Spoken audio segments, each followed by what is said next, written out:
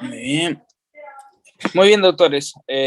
Más bien han elegido un horario un poquito complicado para algunos, por eso es que hay varias faltas, pero por eso se hizo las respectivas consultas, ¿no? Pero bueno, agradecer de todas maneras a los que están participando para que puedan tener nota de participación y les pueda ayudar un poco en sus evaluaciones, ¿ya? Doctores, comunicarles que hasta el momento aún no me envían las notas correspondientes al parcial, así que por eso es que no he podido cerrar actas, ¿ya? Y recordarles que este parcial no tiene promedio con nota de participación, ¿ya? La nota que sacan es la nota directa que va a ir al Blackboard. Muy bien, habiendo dicho esto, vamos a iniciar el módulo de digestivo 2. Digestivo es un poco más fácil, más no tan complicado como dirían algunos, ¿no? Pero bueno, vamos a empezar. Voy a poner acá esto listo. Muy bien. Si hay algún inconveniente o algo, me avisan, por favor. Una mujer de 41 años se presenta por haber presentado dolor abdominal. El motivo de consulta es dolor abdominal. En las últimas horas, ella dice que es un dolor intermitente ubicado en hipocondrio derecho. Si es un dolor en hipocondrio derecho, hay alta posibilidad de que sea una colecistitis, ¿no? Una colecistitis, ¿no? Hipocondrio derecho está la vesícula. Entonces, dentro de la vesícula, recordar que tenemos que el signo de, ¿cómo se llama el signo? Signo de Murphy. Signo de Murphy positivo. ¿Alguien sabe cómo se define el signo de Murphy positivo?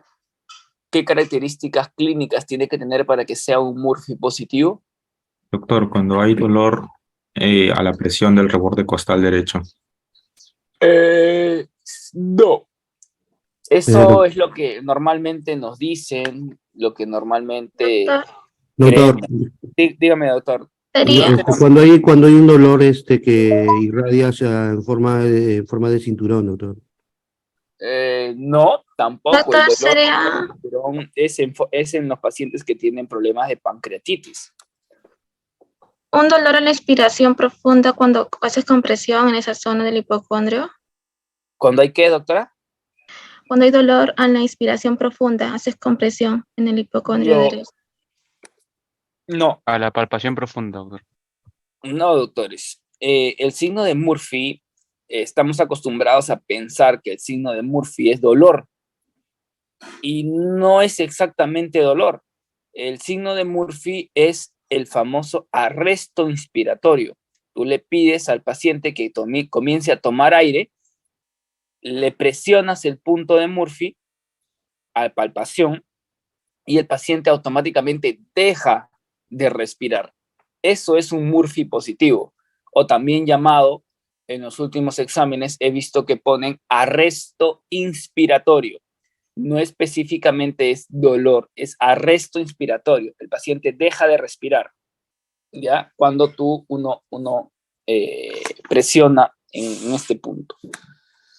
Muy bien, entonces tiene dolor en hipocondrio derecho, refiere a haber desayunado comida con mucha grasa, una comida copiosa, y antes de empezarse el dolor. Su frecuencia cardíaca es de 85 latidos por minuto, 37.8 grados Celsius, ¿no? ¿Esto qué sería? Febrícula, doctor. Una febrícula, ¿no? Y su presión arterial es de 120/80. Está pendiente una ecografía abdominal. ¿Cuál de las siguientes hormonas es más probable en el agravamiento post comidas de los síntomas de la paciente? Si estamos pensando que la causa más probable sea una colecistitis, probablemente con un Murphy positivo, te está preguntando cuál de las siguientes hormonas es la causa más probable del agravamiento post comidas. post comida. Doctor, sería Doctor, la, yo sería la C. La doctora dice la letra C. Doctor, ¿lo escuchamos? sí, doctor, la colecistoquinina celular I. ¿Y por qué? Porque bajo qué justificación la colecistoquinina y la célula sí podría ser la respuesta. ¿Alguien lo puede Sí, justificar? sí, Hay una doctor. Doctor, lo que pasa es que está resistencia. consumiendo grasa la paciente. Él dice que el paciente, después de haber consumido grasa, presenta el dolor. Entonces, la colecistoquinina es liberada por las células I del duodeno cuando hay presencia de ácidos grasos. Entonces, la colecistoquinina lo que va a hacer es va a hacer una contracción vesicular para que se libere la bilis, pero en caso haya cálculos, la bilis al hacer esa contracción va a presentar dolor. Perfecto, muy bien, doctora. Obviamente, las células, es una pregunta netamente de básicas, hay que saber simplemente de que la colecistoquinina es la hormona que estimula la motilidad vesicular. Recordar que la vesícula cumple función de almacenamiento, ¿no? La vesícula cumple función de almacenamiento, no tiene función secretora, y la colecistoquinina es secretada por las células y a nivel de específicamente duodeno y yeyuno también, ¿no? Entonces, muy bien, doctora. Su apellido, por favor. Villegas. Perdón. Villegas.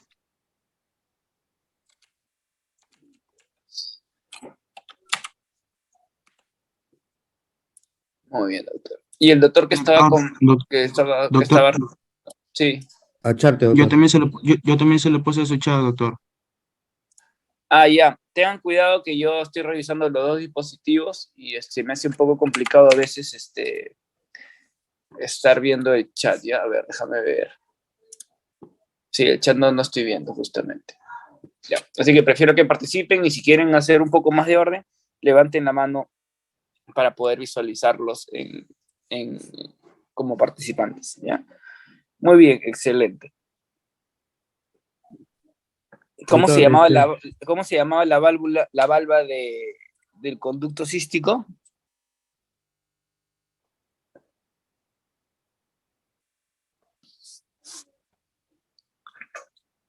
La válvula del conducto cístico, ¿cómo se llama?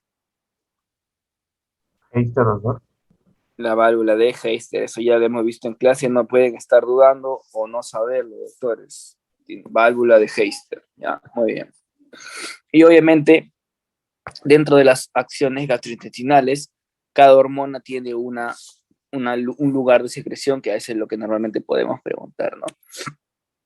Perdón, la gastrina secretada por la célula G, la colecistoquinina secretada por las células I, secretina, células S en el duodeno, péptido inhibidor gástrico por las células K del duodeno y el yeyuno, y la motilina por las células M. Hay que recordarlo y ver sus acciones, cuáles son los efectos de qué causa, ¿ya?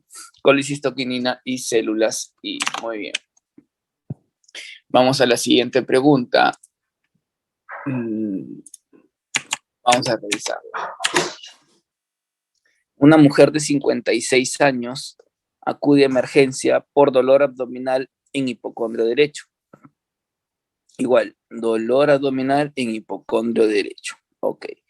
Posoperada de resección vesicular. Colecistectomía.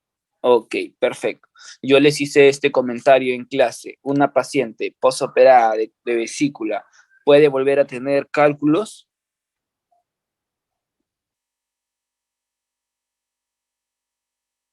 Si le ha sacado la vesícula por cálculos en la vesícula, esta paciente puede volver a tener cálculos. Sí. Claro que sí, recuerden que le dije que había cálculos de novo. Los cálculos se llamaban cálculos de novo, porque son nuevos y así ya le retiraste la vesícula, pueden formarse directamente en la vía biliar. Se le realiza una ecografía mostrando un colédoco levemente dilatado. Si bien es cierto, acá lo demuestra como dilatado, recuerden que un diámetro del colédoco más o menos está entre 8, ya para decir que está dilatado 10 milímetros, pero bueno, lo han reportado dilatado con 8 milímetros, así está el caso. Se le envía a gastro para realizar una colangio, ¿no? Procedimiento en el cual se introduce una cálula endoscópica a través del esfínter de Oddi, que está en la segunda porción del duodeno, segunda porción, donde desemboca el conducto de Wirsung, ¿no? El Wirsung desemboca en el esfínter de Oddi una vez que se une con el colédoco, y a su vez el páncreas también tiene el conducto accesorio de Santorini, ¿no? Que también desemboca un poquito más arriba del esfínter de Oddi. ¿Qué enunciado describe la mejor regulación del esfínter de este esfínter, del esfínter de Oddi?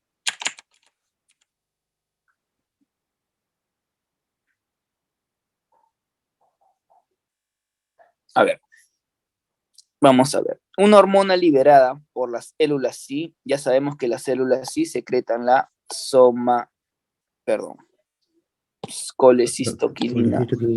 Sí.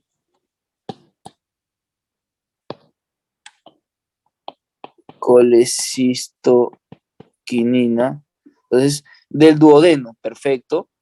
En presencia de ácidos grasos es el factor más potente que provoca relajación del esfínter. ¿Están de acuerdo con la alternativa o no? Doctor, no se ve la pantalla. Sí, doctor. Deja de proyectar, doctor. ¿No se ve? No, doctor. No se ve, No, no se ve. doctor, y se le entrecorta el audio. A ver, voy a volver a compartir, perdón. Ok. Sí, tienen razón, discúlpenme. Parece que es un tema de señal. Ahora sí, a ver, espérense.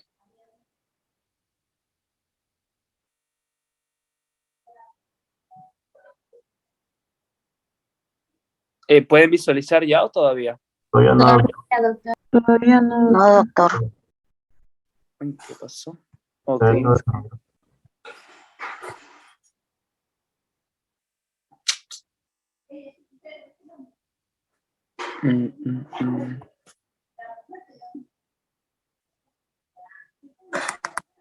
Sí, yo todavía no he estado conectado.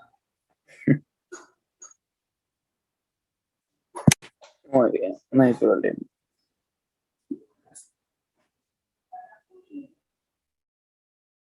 Ya que me desconecté.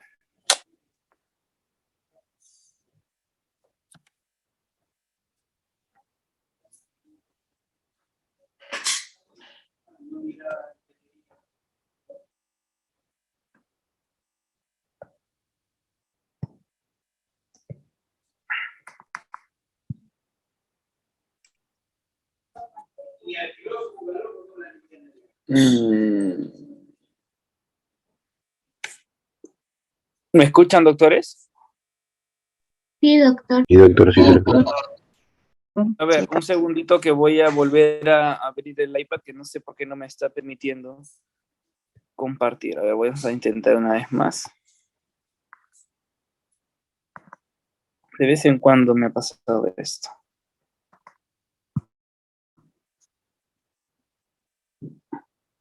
Ya, a ver si... Ya. Ahora sí, doctor. Perfecto. Entonces, sabemos que nos están preguntando qué enunciado describe mejor la regulación del mejor de este esfínter. Entonces, el esfínter se contrae entre las comidas, o sea, cuando no estás comiendo el esfínter está totalmente contraído. La relajación del esfínter se ve forzada por estimulación de los receptores opioides.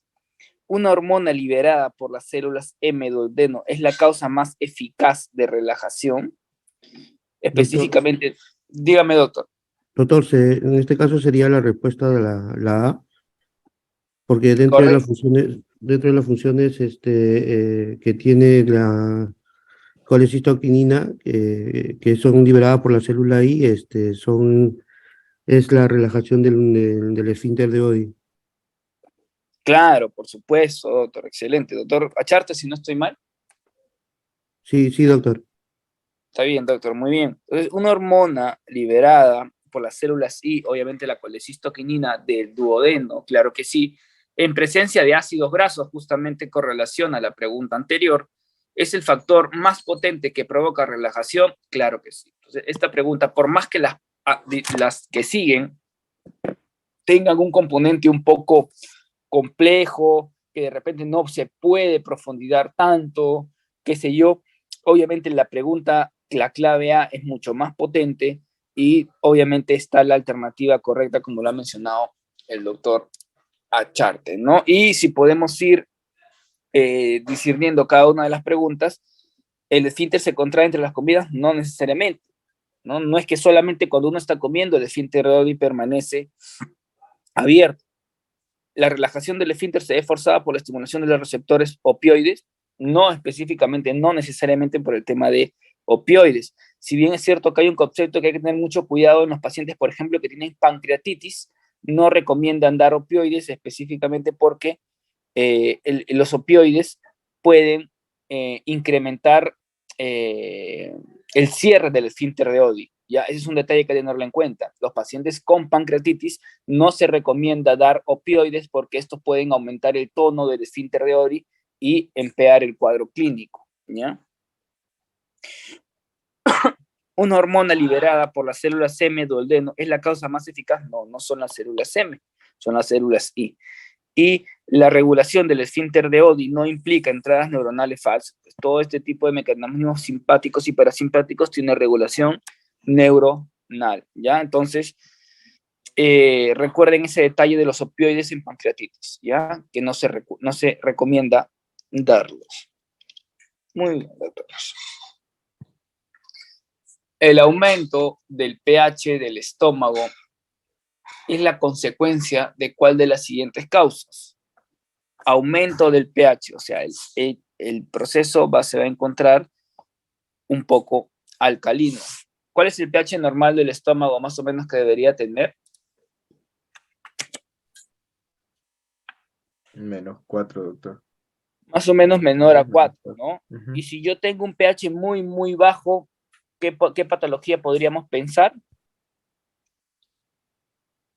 Doctor, la inhibición ¿Úlcera? de las células parietales. Recuerden, cuando hay pH muy, muy extremo, muy bajo, recuerden, hay que sospechar y hay asociado a úlceras en todo el cuerpo y fondo, el cuerpo gástrico, perdón, y antro, hay que sospechar en gastrinoma, ¿ya? Hay que sospechar en gastrinoma.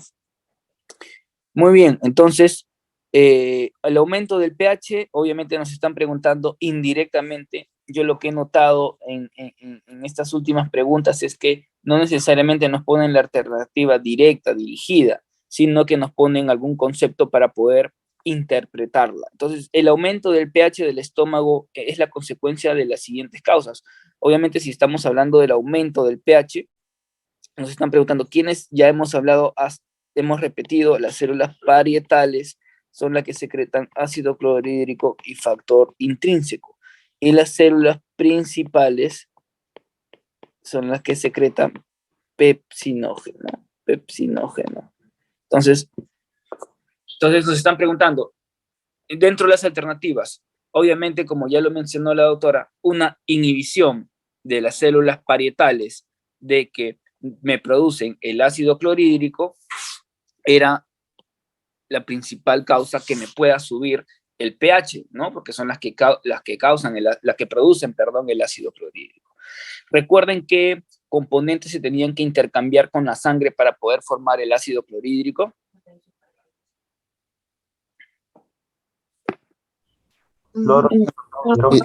Hidrógenos y bicarbonato. Específicamente había un intercambio con bicarbonato, ¿no? Había un intercambio con bicarbonato. Muy bien. Y a nivel de la bomba de protones, ¿cuáles eran los medicamentos que actúan en esta bomba para poder liberar el cloro y el hidrógeno a la luz gástrica? Ranitidina. No, doctor. Justamente ranitidina no. Ranitidina es un inhibidor de los receptores H. Es un inhibidor de los receptores H2. Lansoprazol. Dentro de los inhibidores de bomba de protones tenemos al omeprazol, Pantoprazol. lansoprazol, esomeprazol. Son inhibidor de bomba de protones que nos pueden ayudar a reducir específicamente esta bomba para reducir la secreción de cloro e hidrógeno a nivel de la luz parietal y no formar el ácido clorhídrico, ¿no? Muy bien. Excelente. Un pintor de 50 años, pregunta un poco extensa, ¿no? Manifiesta antecedentes de dolor epigástrico intenso, cansancio y diarrea oleosa fétida. Aunque su apetito ha sido bueno, ha ingerido dieta bien equilibrada. Perdió 9 kilos en los últimos 5 meses y admite haber abusado de alcohol los fines de semana durante más de 20 años. A su ingreso al hospital, su amilasa sérica era de 25, valor normal de 30 a 10, ok, incluso un poco baja. La concentración de lipasa era de 20, normal era de 20 a 100, un poco baja. Recuerden, la amilasa y la lipasa, ¿ya? Estaban disminuidas. Y el análisis de sangre mostró una concentración de triglicéridos de 18 gramos, normal menor a 7, triglicéridos, y fibras de carne no digeridas. Las cifras de bilirrubina sérica fueron normales y no había datos de ictericia, correcto. Entonces, ¿qué nos está hablando si no habían datos de ictericia y las bilirrubinas estaban normal? La bilirrubina está normal, doctor. Por eso, si la bilirrubina está normal y nos está hablando de que la bilirrubina es normal y no había datos de ictericia, ¿qué nos está descartando esto? Un fallo hepático, doctor, una falla hepática. No, nos está descartando que no sea un cuadro obstructivo de vías biliares. Nos está descartando porque no hay ictericia y las bilirrubinas están normales. En este caso nos está descartando que principalmente pueda ser un cuadro obstructivo a nivel de vías biliares principalmente. Una radiografía de abdomen mostró muchos sitios de depósito de sales de calcio en el páncreas. Hay mucho depósito de calcio en el páncreas, que sugiere la concentración de grasa y la presencia de fibras de carnes no digeridas en las heces. Doctor, la respuesta sería una insuficiencia exocrina del páncreas. Su madre, doctor, la Charte está pero on fire. Doctor Charte, ¿ya recibió esta clase ya o qué? Está bien, ¿ah? No, doctor. No, máximo, bien, doctor. Entonces, ¿qué es lo que pasa? Recuerden que el páncreas específicamente tiene dos funciones, una función exocrina y una función endocrina. La función endocrina ya la hemos revisado, en el cual tenemos función endocrinológica a través de las células delta, a través de las células beta, a través de las células alfa. ¿Las células alfa qué secretaban? Glucagón. Las células delta. Somatostatina. Y la somatostatina era un inhibidor. ¿De qué hormona? De la célula. ¿De qué? De la insulina y el glucagón. Sí, doctor, de la insulina y del glucagón. Sí, la somatostatina era un inhibidor de insulina, ¿seguros? ¿Seguros?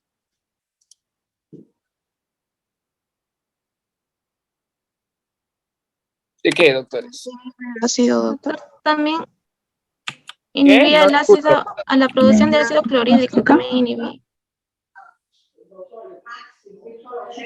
¿No era una hormona inhibidora de la hormona del crecimiento? Entonces, justamente en estos casos lo que hay que revisar es que tienen que recordar el componente gástrico y también revisar el componente neurológico. La somatostatina era un inhibidor de la hormona de crecimiento. Y la hormona de crecimiento era una hormona secretada por los... ¿En qué parte de la hipófisis? De no hipófisis. De la adenohipófisis. Y de la adenohipófisis, específicamente, ¿qué grupos celulares? El GRH, no me equivoco. Grupos celulares. Y yo les dije, revisen qué células eran basófilas y qué células eran, ¿no? Dije, revisen cuáles eran basófilas y cuáles no. Porque eso se podría preguntar. Entonces, hay que tener en cuenta eso. Para eso es la básica, doctora. Hay que tener conceptos básicos claros para poder irse de gastro a neuro, de neuro a cardio, de cardio a nefro. ¿Ya? Esa es la idea de tener un poco afianzados los conceptos de básicas. ¿Ya? Muy bien. Y si yo les preguntara, por ejemplo, cuál era, después de la hormona de crecimiento que se secreta a nivel hipofisario, cómo se llamaba la hormona secretada en el hígado?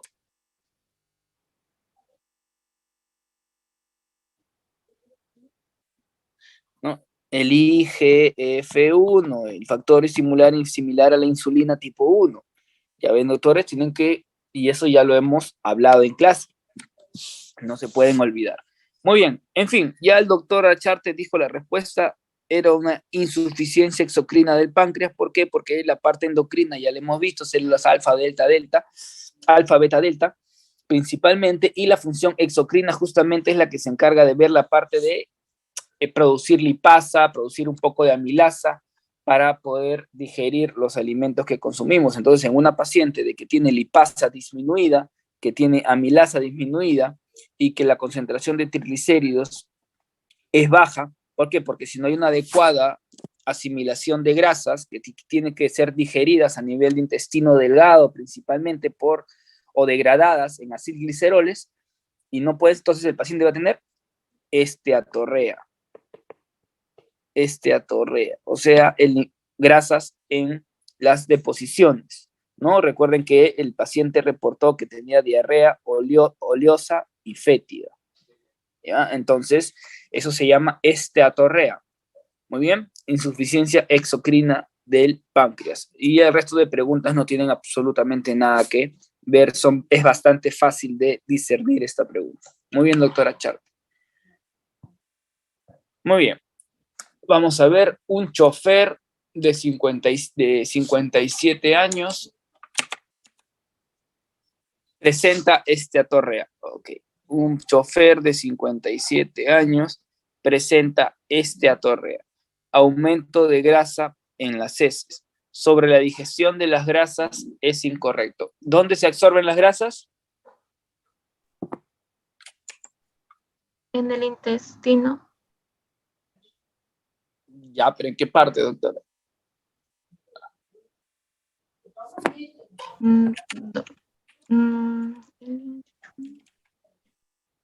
Duodeno, doctor. Obviamente la digestión de grasa, doctor, es a nivel de intestino delgado. La pregunta nos está marcando cuál es la incorrecta. La esteatorrea puede explicarse por resecciones colónicas amplias. Si tú sabes que el intestino delgado es específicamente donde se absorbe los ácidos grasos, en monoacilgliceroles específicamente, entonces todo paciente que tiene resección colónica tendría amplia, incluso tendrá problemas con la absorción de grasas.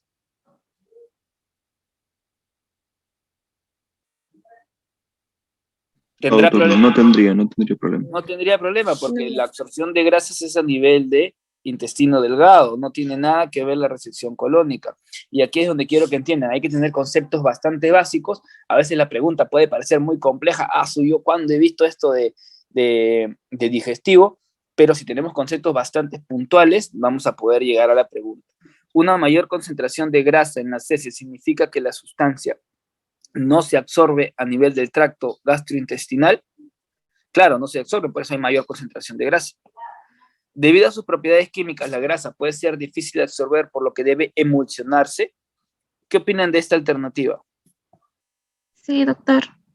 Claro, la emulsificación es uno de los principales mecanismos en el cual el estómago interviene y el intestino intervienen, ¿no? Por eso es que las grasas son difíciles de digerir y necesitan emulsificarse, disminuir las grasas en mono y acilgliceroles para poder ser absorbidos correctamente. Recuerden que el proceso de grasas para su absorción se llama emulsificación. La grasa digerida químicamente por la lipasa que se producida por el páncreas y también, y recuerden que también hay lipasa en otro tipo o amilasa en otro tipo de glándulas. El estómago juega el menor papel en la digestión y absorción de grasas y sería el menos propenso a causar esta diarrea. También interviene en la digestión y principalmente estómago y duodeno son los ambos órganos que intervienen en la emulsificación de las grasas, ¿ya? Pero si la restricción colónica amplia no tiene ninguna indicación o tendría algún problema con la absorción de grasas en este paciente que es la esteatorrea. Muy bien. Un estudiante universitaria de 23 años acude por consulta por diarrea, meteorismo y distensión abdominal asociados a la ingesta de leche. Le diagnosticaron intolerancia a la lactosa. La lactosa era la unión de ¿qué disacáridos? Glucosa. Era glucosa más Más glucosa. Lactosa más glucosa. No, la lactosa más glucosa. Lactosa, doctor. más galactosa. Más Glucosa galactosa. más galactosa. Entonces nos están preguntando acerca de la lactosa o este paciente que tiene intolerancia a la lactosa. ¿Qué es la capacidad de digerir? Obviamente es la principal enzima para degradar este disacárido, ¿no? Entonces, la lactasa es una enzima que degrada a la lactosa, ¿para qué? Para ponerla en monosacáridos como es glucosa y galactosa. Debido a cantidades insuficientes de la enzima lactasa, es incorrecto. La digestión de carbohidratos tiene lugar en la cavidad oral y también en el intestino delgado.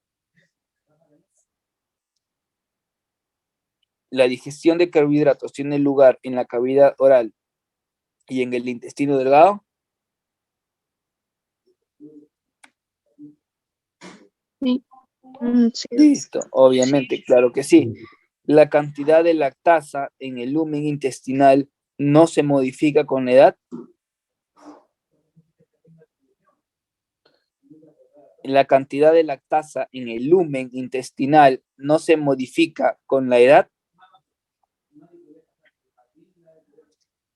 No lo sabemos. Muy bien, no lo sabemos, tenemos dudas, no lo tenemos claro. El duodeno es el sitio principal de digestión, mientras que el yeyuno es el sitio principal de absorción. Sí. Claro que sí, muy bien, Sí, doctor, doctor. excelente. La lactasa es una enzima del borde en cepillo que se encuentra principalmente en el duodeno. Sí, doctor. Claro que sí, la Sí. lactasa es una enzima que sí está en las células en el borde en cepillo y específicamente está en el duodeno, por supuesto, doctores, hay que ahondar un poco más. La lactasa se encarga de hidrolizar la lactosa en glucosa más galactosa, hacia que estaba la alternativa. Muy bien, claro que sí. Entonces, por descarte, la cantidad de lactasa intestinal no se modifica con la edad. Eso es falso, doctores. A través que pasan los años, siempre hay una disminución de los niveles de la producción de lactasa, ¿ya? E incluso nosotros nacemos con poca cantidad de lactasa. Es por eso que a los niños incluso no les puedes dar leche a temprana edad porque tienen muchos problemas gastrointestinales, aparte que puede causar hemorragia digestiva, ¿no? Ustedes saben, ¿no? Si no le pueden dar leche de tarro a los niños porque le puede causar hemorragia digestiva. Y los déficits y los niveles de lactasa son muy bajos al nacer, por lo que por eso es que no se recomienda darle leches que no sea la materna inicialmente, ¿no? Pasando los 3 a 6 meses incluso. Entonces, a lo largo del tiempo tenemos un pico de formación de lactasa, pero cuando ya vamos envejeciendo, la producción de esta misma va disminuyendo. Doctores, acá hay una pregunta que siempre hacen en gastro y es de acuerdo al tipo de diarrea que origina el tipo de el déficit de lactasa. ¿El déficit de lactasa qué tipo de diarrea causa?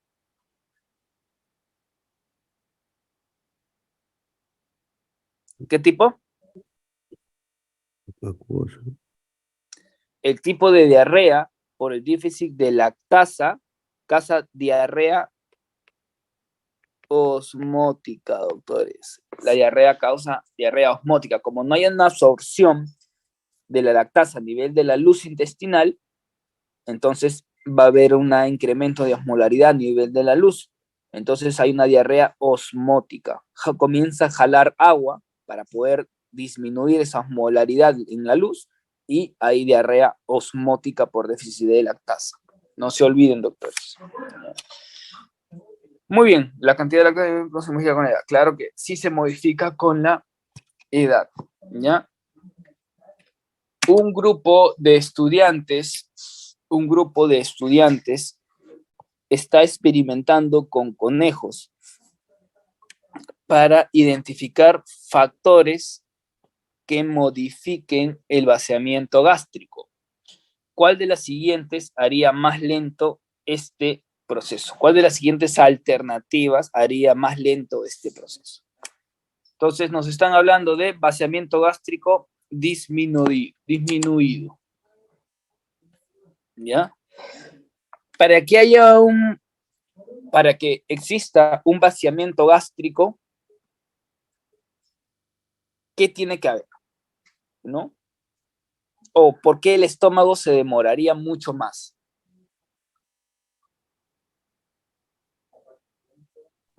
Cuando el pH es alcalino. Muy bien. Si la función del estómago, obviamente, perdón, ya se movió. Cuando el pH,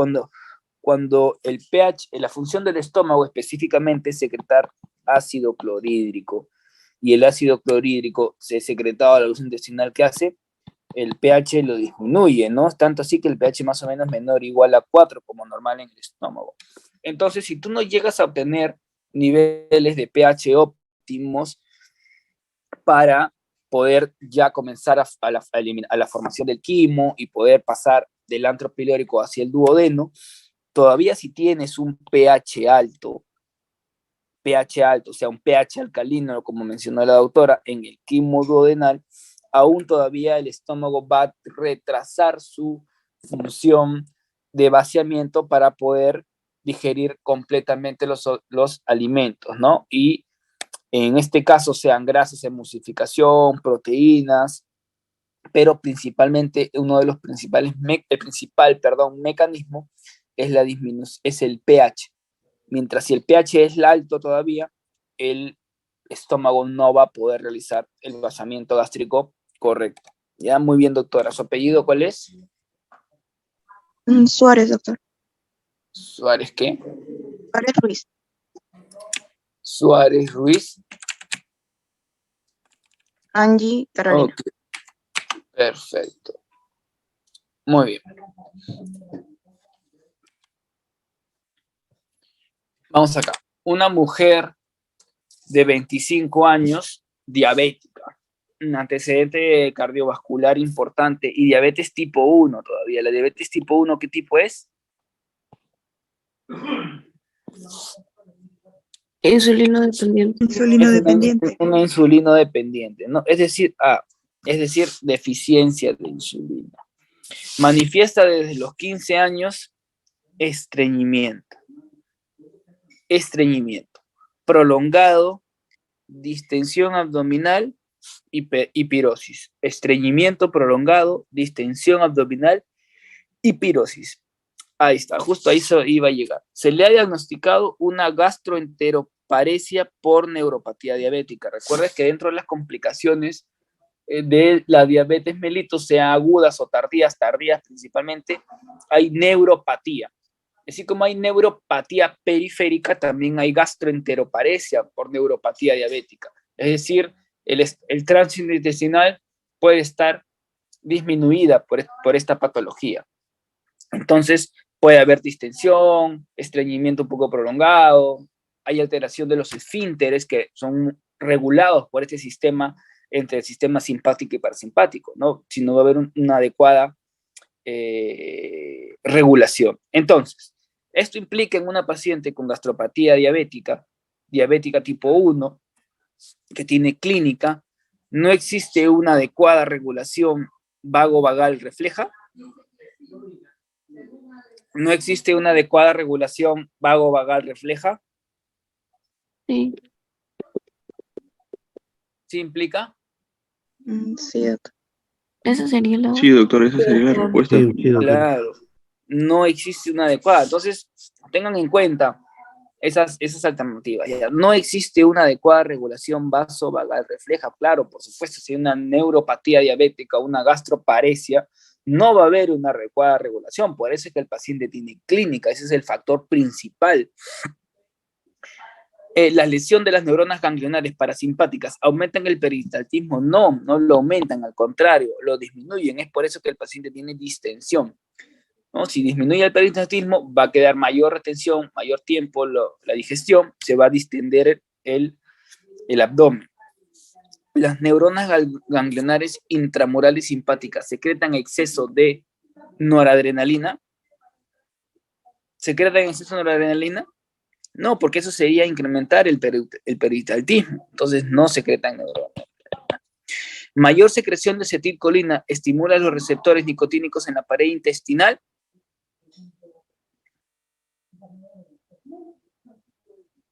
Ya teniendo la alternativa, que es la más fácil, ya no quieren ahondar un poquito más en la parte de receptores, pero yo les aconsejo de que revisen un poquito nada más, doctores, en la pared intestinal los receptores NN nuestro. Las neuronas inhibitorias simpáticas liberan menos óxido nítrico y el péptido intestinal vasoactivo. Péptido intestinal vasoactivo. No, doctor, eso se libera el intestino. Así es. Y Entonces, obviamente no hay una adecuada regulación vasovagal refleja netamente por la neuropatía diabética, en este caso gastropatía diabética, ¿no? Perdón, ahí está la alternativa. Se realizan estudios en un paciente que cursa con dolor abdominal. Sus resultados de laboratorio revelan niveles normales de enzimas pancreáticas, pepsinógeno y adecuada motilidad del estómago como de la vesícula biliar. Entonces, ya diciéndote esto, indirectamente te está diciendo que las células M están bien, te están diciendo que el páncreas está bien, que las células principales están bien y que las células I también están bien. En un ambiente ácido del intestino delgado, ¿qué hormona no estaría equilibrada en este caso? Doctor, ¿sería la secretina? secretina.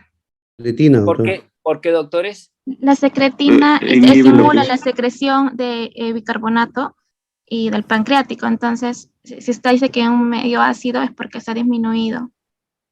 Correcto. Entonces, para revisar a los doctores que no han estado muy atentos al inicio, la secretina, obviamente secretada por las células S, por eso le pedí que recuerdan, estimula la secreción de bicarbonato pancreático y biliar. Entonces, si la pregunta nos está hablando de que este paciente tiene un ambiente ácido todavía en el intestino delgado, ¿qué hormona no está en equilibrio? Obviamente la secretina, porque no está formando muy bien el bicarbonato.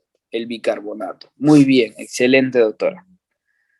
Preguntas, si bien es cierto la pregunta, como en algún momento he encontrado algunos comentarios, la pregunta, si bien es cierto, no es tanto dirigida o es para analizar un poquito, ¿no? Te está diciendo que hay algunas cosas que están bien, por lo tanto, indirectamente también tienes que saber que la colecistoquinina, por ejemplo, no sería la respuesta, ¿no? Porque la vesícula biliar está bien, sabrías que la gastrina está bien, ¿no? Sabías que la motilina está bien porque hay adecuado tránsito. Entonces, esas cositas hay que saber para poder responder la pregunta. No necesariamente hay preguntas dirigidas.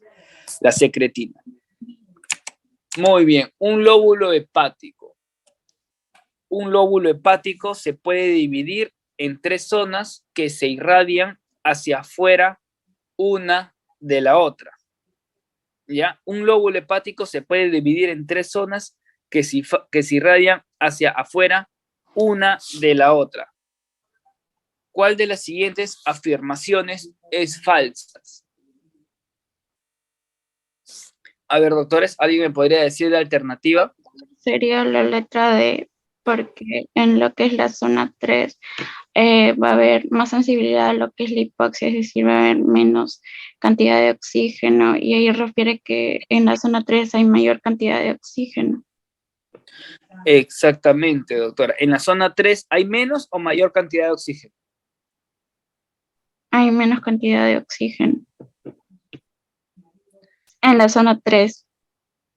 Por lo tanto, la afirmación falsa, ¿qué dice la alternativa? Las grandes cantidades de oxígeno también hacen que la zona 3 sea el área que realiza la mayor parte de la gluconeogénesis. ¿Alguien tiene referencia a qué son estas 3 zonas hepáticas?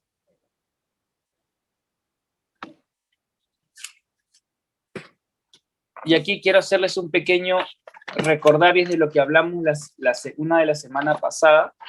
Déjenme abrirlo, por favor. Denme un segundito. ¿Se puede poner pizarra ya una vez abierto el PPT? A ver. Creo que tengo que entrar a Zoom, ¿no? Un segundito. Para poner pizarra. Creo que sí puedo.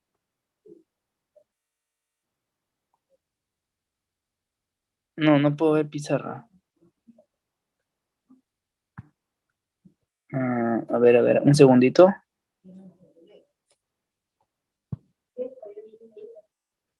Sí me escuchan todavía, ¿no? Sí, doctor. Quiero enseñarles un grafiquito aprovechando la presentación. Pero no me permite compartir pizarra. A ver, ¿dónde está esta opción? Si no abro un PowerPoint. A ver, vamos a hacerlo. Vamos a hacerlo acá. A ver.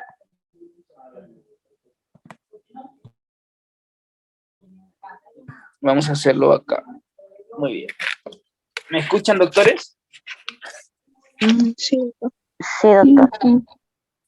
Ok, denme un segundito para poder hacerles un gráfico, específicamente el gráfico de que les había comentado hace algún tiempo de hipertensión portal, ya que es un gráfico que hay que recordar y hay que saber. A ver.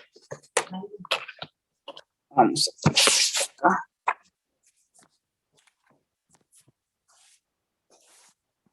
Ya está. Entonces, obviamente voy a utilizar simplemente la diapositiva porque no me está dejando dibujar, ¿ya? No puedo poner pantalla. Entonces, nosotros tenemos acá el hígado, más o menos así, obviamente.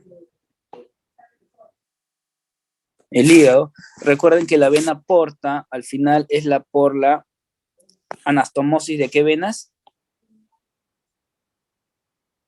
¿De qué venas? Anatomía, doctores.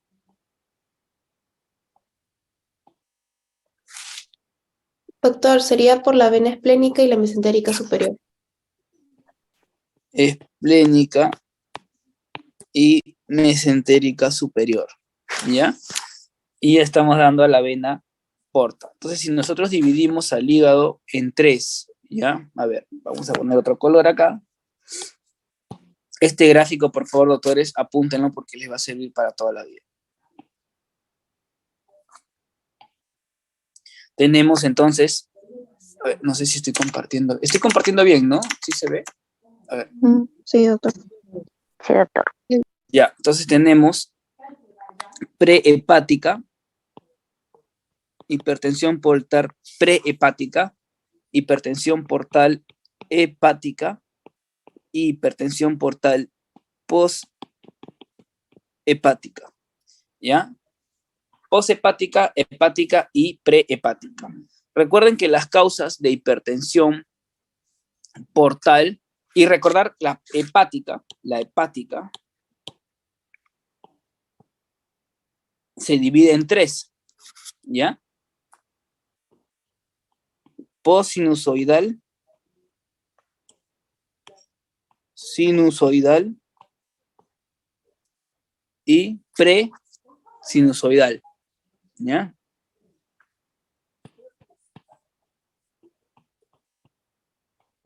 Posinusoidal, sinusoidal y presinusoidal. Eso es la hepática, porque está el sinusoide hepático. Entonces, de acuerdo acá, vienen etiologías para hablar de hipertensión portal. Y hablando de hipertensión portal, ¿cuáles son las causas prehepáticas? Las prehepáticas, por ejemplo, trombosis esplénica. Trombosis esplénica. De las poshepáticas, para que se acuerden, prehepática, trombosis esplénica, y las poshepáticas, por ejemplo, es ICC. ICC. Entonces, las que preguntan generalmente son las hepáticas, doctores. Ya, las hepáticas. Y dentro de las hepáticas tenemos las posinusoidal, sinusoidal y presinusoidal. De la posinusoidal tenemos al síndrome de Budd-Chiari. ¿Qué era el síndrome de Budd-Chiari? Obstrucción vascular. Era una trombosis o es una enfermedad veno-oclusiva de las venas suprahepáticas. Es una enfermedad veno-oclusiva de las venas suprahepáticas. ¿Ya? La sinusoidal, esta respuesta, se las di cuando estábamos en clase. ¿Cuál era la principal causa de hipertensión portal sinusoidal? Cirrosis. Ya, pero una de las principales causas de la cirrosis, ¿cuál sería? ¿Es alcohol?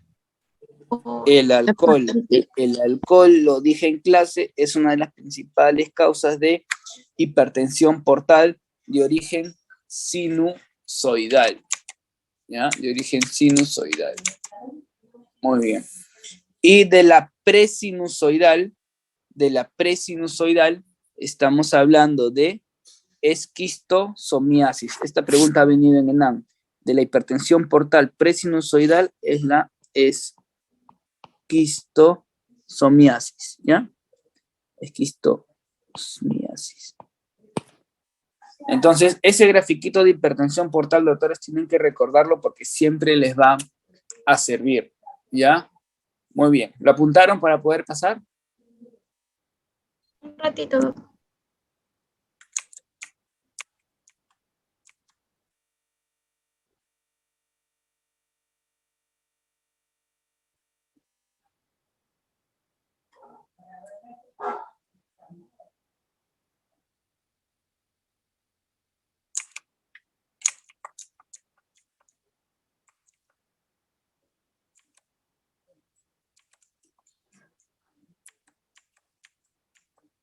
¿Me avisan? Ya, doctor.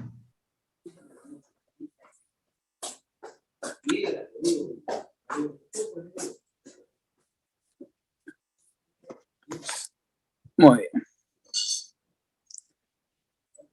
La hipertensión portal de la cirrosis se debe al aumento de la resistencia al flujo de sangre venosa portal dado por el colágeno sintetizado por las células de hito o células estrelladas que se han transformado en miofibroblastos. Estas células estrelladas se encuentran en, pregunta fácil dirigida. El espacio de Dice, El doctor. espacio de Dice, doctor. Obviamente en el espacio de Dices, ¿no? El espacio de Dices es una pregunta fácil que... Muy bien.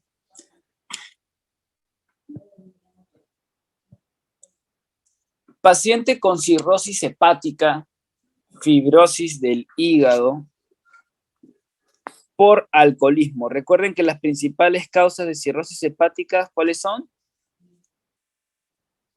El alcohol. El alcohol. Alcohol o hepatitis, ¿no? Alcohol o hepatitis B. Y si hablamos de más cronificante de las hepatitis, recuerden que la hepatitis C es más cronificante. Sí.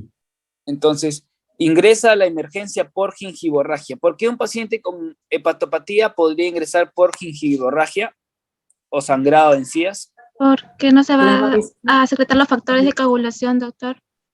Correcto, porque hay una alteración en los factores de coagulación. Y yo les preguntaría, ¿cuáles son los factores de coagulación vitamina K dependientes? El 2, el 7, el 9 y el 10. Es una pregunta que siempre viene y como yo siempre les digo a mis alumnos, 1972. Acuérdense de la fecha de nacimiento de tu abuelito, de tu papá, de quien quieras, pero te tienes que acordar esta fecha de nacimiento de alguien. Los factores vitamina K dependientes son 10, 9, 7 y 2. ¿Ya? Los factores de vitamina K dependiente son los 10, 9, 7 y 2. Por lo tanto, te tienes que acordar esa fecha de nacimiento. ¿Ya? De quien quieras, acuérdate. Vitamina K dependiente es 10, 9, 7 y 2. Entonces, el paciente, a pesar de que tiene factores de coagulación alterados por la misma cirrosis hepática, obviamente tiene ictericia, coloración amarillenta de la piel, y bueno, ya hablamos del tema de ictericia en clase. Y estamos en encefalopatía. En un paciente con cirrosis hepática, ¿cómo se llamaba el score que tendríamos que ver para ver cirrosis? En cirrosis hepática tenemos que ver el cirrosis de Child-Pugh-Turcot, ¿no? Y que la mnemotecnia para el score de Child, ¿cuál era? Batea. Batea. ¿Y qué era batea? Bilirrubina. Era bilirrubina. ¿Qué más? Albúmina. ¿Qué? Albúmina. Albúmina. Sí entra, ¿no? Sí, albúmina. ¿Qué más? ¿Qué tiempo de protrombina? Tiempo de protrombina, porque hay alteración de los factores de coagulación. E de Encefalopatía. encefalopatía. Y A de asitis. Excelente. Y recordar siempre que la encefalopatía, cuando hay asterixis, ¿qué es la asterixis? El temblor de los dientes. ¿De los dientes? De las manos. Es un temblor o también llamado, perdón, semiológicamente el signo del adiós, ¿no? Es un temblor distal a nivel de miembros superiores. Entonces, cuando ya hay asterixis, recuerden que la encefalopatía está en un grado mínimo de 3. Cuando hay asterixis, mínimo estamos en un grado 3 de encefalopatía. Muy bien. Entonces, el paciente tiene encefalopatía y alteración de la conciencia. Usted plantea la posibilidad de insuficiencia hepática aguda. Menciona usted la organización del lobulillo hepático. Te están preguntando una pregunta, te están solicitando que sepas cuáles son las características básicas del lobulillo hepático, y como de casualidad ya se me pasó la pregunta, ni modo. Es una forma, obviamente, es una forma hexagonal, es una forma de cordones hepatocitos, forman cordones los hepatocitos, más ángulos ubicados en el espacio portal y su centro están ubicados en la vena terminal. Perdón, pero se me pasó la respuesta. Entonces, hay una forma hexagonal formada por cordones de hepatocitos, perdón, y cuyos ángulos se ubican en el espacio portal y su centro en la vena terminal. Y si no quieren recordarlo, recuerden.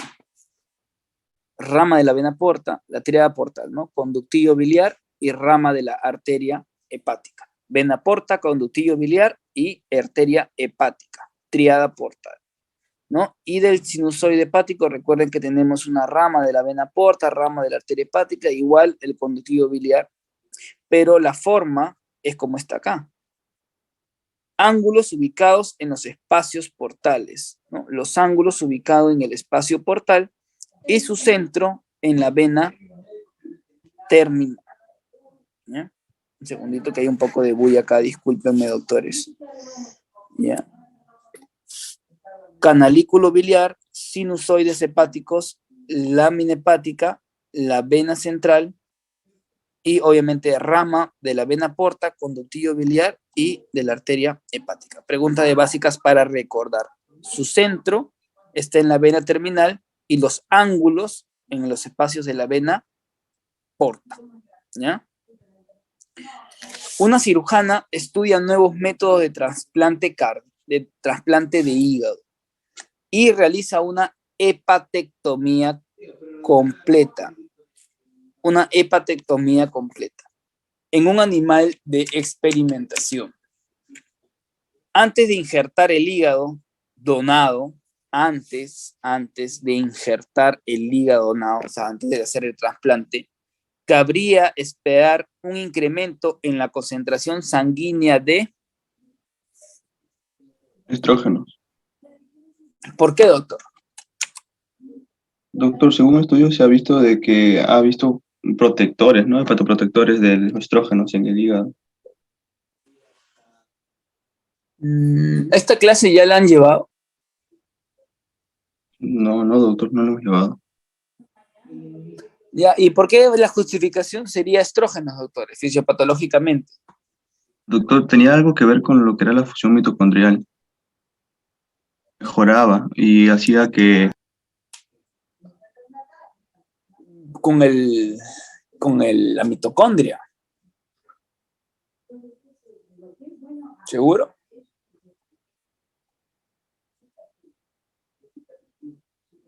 ¿Alguien sabe?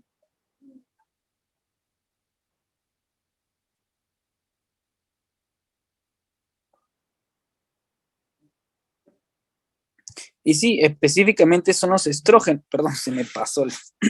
Sí, son los estrógenos, pero no tienen nada que ver. Recuerden, doctores, que cuando hay una glucoronización de los ácidos grasos biliares, también hay producción de hormonas. Entonces, si en este caso, antes de injertar el hígado, el hígado se encarga de metabolizar. Y si hemos retirado el hígado para poder trasplantarlo, ya hemos retirado, no hay quien metabolice las hormonas, ¿no? Y no solamente hormonas, también drogas y este tipo de sustancias. Entonces, antes de injertar el hígado donado, cabría esperar un incremento en la concentración sanguínea, obviamente, de estrógenos, ¿no? Fibrinógeno no tiene nada que ver acá. 25-hidroxicólicalciferol no tiene nada que ver acá. ¿Qué es la 25-hidroxicólicalciferol? ¿Vitamina D, doctor? ¿Sí? Entonces, bilirrubina conjugada. ¿Podría haber incremento de bilirrubina conjugada? No, pues porque para que sea conjugada tiene que estar el hígado, ¿no? Y esto lo mencioné en clase. Para que haya glucoronización tiene que estar el hígado, para que pueda pasar de no conjugada o de indirecta a directa. Tiene que haber la glucoroniltransferasa. Glucosa no tiene nada que ver. Entonces, los estrógenos sí hay un incremento porque no hay metabolismo hepático de los estrógenos, ¿ya? Muy bien, doctores. Yo me voy a quedar acá, ya acá por un tema que no puedo seguir dictando en la clase familiar, pero yo les voy a subir la clase ahora más tarde para que la puedan revisar y más a detalle, ¿ya? Así que ahí dígame, doctorita. Una pregunta, el sábado que es la PC2, ¿cómo puedo justificar para dar en Chincha o sea, en otra sede el examen? Tienes que mandar correo, doctorita.